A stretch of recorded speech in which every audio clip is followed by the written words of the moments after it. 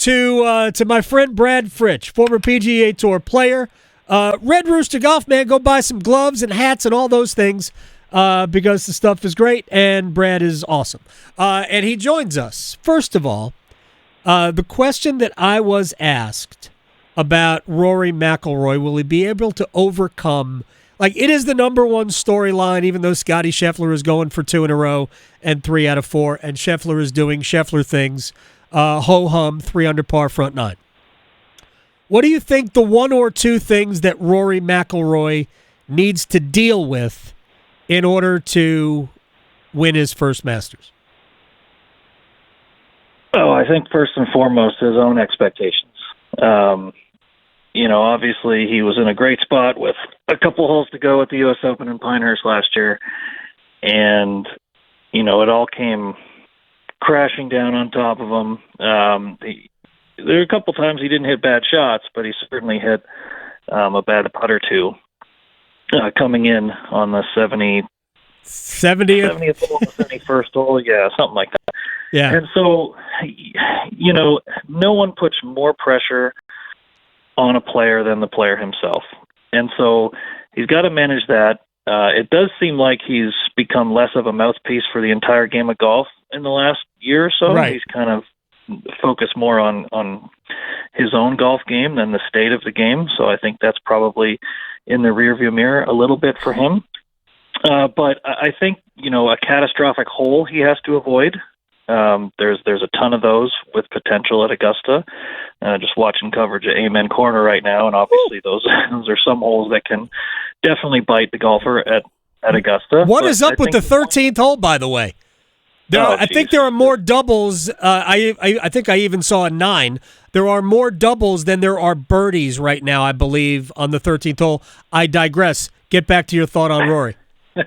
Yeah, so the catastrophic hole, and something you texted me this morning, please don't have a 2.5-footer above the hole. That is, I think, a couple of the keys for him. Now, someone could up and just play better. You've got Scheffler already, who I think has already won this tournament this week. He hit it into a small hole on the 8th hole, just right of the green. He kind of flared a second shot, didn't turn it over. It finds a golf ball-sized hole about 50 yards right of the pin, and of course he gets it up and down for birdie. So I think he's already won the tournament. He is now tied for the lead as Steven Jaeger has made double bogey on the 13th hole. The 13th, Adam. So I've played one round of golf at Augusta. I was fortunate enough to play with current assistant coach Daniel Alfredson for the Ottawa Senators. We'll get to that later. And I hit a decent drive on 13, just inside those pine trees that you can see in the distance off the tee, so just left of those. And I had a 5-iron in my hand, and the ball was right around my kneecaps in terms of being above my feet.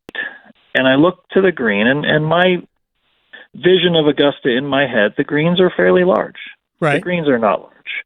That 13th green is so small in the distance, and you've got the ball, a foot and a half above your feet, trying to hit a draw, trying to aim right, which is where's the creek, to the right of the green, not super comfortable, and trying to hold that green all the while hitting, basically a hook with your mid to long iron. So that hole is so tricky, and I think I have more of an appreciation for guys who play it very well than a criticism for anyone who plays it poorly, if that makes sense. It makes perfect sense.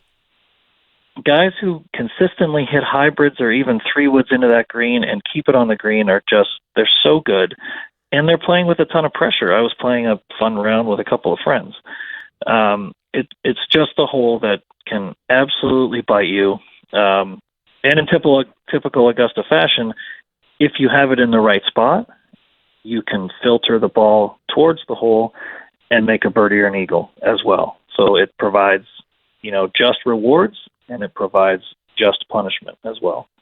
That is a wonderful assessment of the 13th hole. Brad Fritch is joining us here on the Adam Gold Show. The other thing I said about Rory was that Rory has been his own worst enemy in terms of he should have won the Open Championship at St. Andrews, 4-shot lead final round. And it's like shooting 6 over par to shoot even par. on the old course unless the conditions are horrendous. And the conditions were not horrendous. What Cam Smith shot like a 66 or a 65 that day. But Rory just couldn't unlock himself. He probably should have won the U.S. Open in Los Angeles that Wyndham Clark won. He certainly should have won, and I'm not taking anything away from Bryson DeChambeau. The bunker shot he hit on the last hole from about, 50 yards was one of the great bunker shots you'll ever see. Just to get up. I mean, it was one of the great shots in the history of the U.S. Open. But Rory, that was a tournament. Rory led by 2 and let get away. And I just think that Rory sometimes can't unlock himself, but if he could somehow free his mind, is it crazy to say that his toolbox is better than everybody else's? No, I mean, he's the best driver of the golf ball in the world and has been for a very long time. The one thing that's held him back in the past from, like you say, unlocking has been his wedge play. And you've seen that get consistently better over the last couple of years. His putting's always been, up and down. Right. And to be clear, we're talking about up and down for one of the best players in the world, not up and down for a 15 handicap, of course. Right. He can't putt. I hate when people say that. I assure you, he can putt. Just not at the level of the best putters in the world at every single PGA Tour event that he plays. But no, he drives at the best in the world. His ability to recover from wayward drives is also very, very underrated, I think. Yeah. And I think just his idea of the moment and the ability to sustain what I guess you could call momentum in golf is one of his best traits. He's pretty aggressive, but he also can string 4, 5, 6 birdies in a row. He makes putts from everywhere when he's on his game and when he's feeling really, really good. So his best is probably top 2 in the world. Scotty Scheffler is right up there with him. Two very different golf games. Yeah. But the best 2 players in the world, I'd say. Yeah, and he said he's trying to be more like Scotty with the way he goes about his business. That's one of the things he is concentrated on. Brad Fritch is joining us here on the Adam Gold Show. Who else? I mean, obviously, it's easy to say who you like. I mean, everybody likes Scotty. Almost looks like he was made for Augusta National. Who else do you like? Who will be the low Canadian? I have a ticket on Corey Connors, by the way, but my kid likes Taylor Pendrith. It'd be really hard, I think, for Taylor to be the best Canadian just because it's his first time there. Right. He certainly has the firepower for Augusta, to hit the par 5s and 2 and score on those holes. Corey has kind of unlocked something in himself at Augusta. He's had, I think, 2 or 3 top 10s in a row at Augusta. Speaking of a guy who, quote, can't putt. Right. That's the weaker part of his game. He's a stud with his driver and his irons. Just unbelievable. So I would say probably Corey Connors. I like your ticket. Thank you. Watching right now, Colin Morikawa. He's kind of, he's played very well this year, and he's just that consistent ball striker that if he, you have to dumb down your game in the majors because majors aren't about making 25 birdies for the week. It's avoiding the bogeys and the doubles. And I think Morikawa's game just normally is let's hit as many greens as possible. Don't take a ton of chances. Just get it on the green, move on to the next hole. And so he's got the kind of game that I think is very, it's just a major championship ready game. I'm just curious, will we be able to ask him questions if he doesn't play well? That's a different story altogether with Colin Morikawa. All right, for somebody, Brad Fritch is joining us, former PGA Tour player, and again, Red Rooster Golf, go check it out. For somebody who's been a fan and was sponsored by the Ottawa Senators back in the day, you told me that the goaltending would be good. I told you at the beginning of the season I was not sure. You were correct. Senators right now, would you put them in the category of, I realize you're a fan and all that, but would you put them in the category of a team you would not want to face right now in the playoffs? So the number one thing about this team, this version of the Ottawa Senators, especially in past years, they've been a very, I'd say, immature team. And you contrast that, people listening, with the team that they probably cheer for, the Carolina Hurricanes, who is the most mature team in the league. Just able to weather adversity, never change their game. And talking about the Hurricanes, never, ever, ever, ever changed their game. Right. Like, they believe in their system, their process, and it's been to I think, their great advantage over the last bunch of years. And so the Ottawa Senators have never been able to kind of stick to their own game, whatever version of themselves that they were trying to be. If they got down 1-0, 2-0, if they got on a losing streak, all of a sudden you'd see players go their own way, try to do it themselves. And they've never, to me, fully bought into, this is what we're trying to do.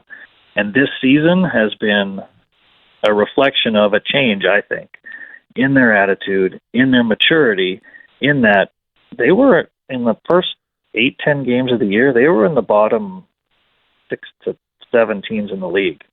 Yeah. And the pressure in that market's a little bit different. Obviously, being in Canada, it's a little bit different than being in Raleigh, North Carolina. Mm-hmm. And you know, this is the 7th season that they hadn't been in the playoffs.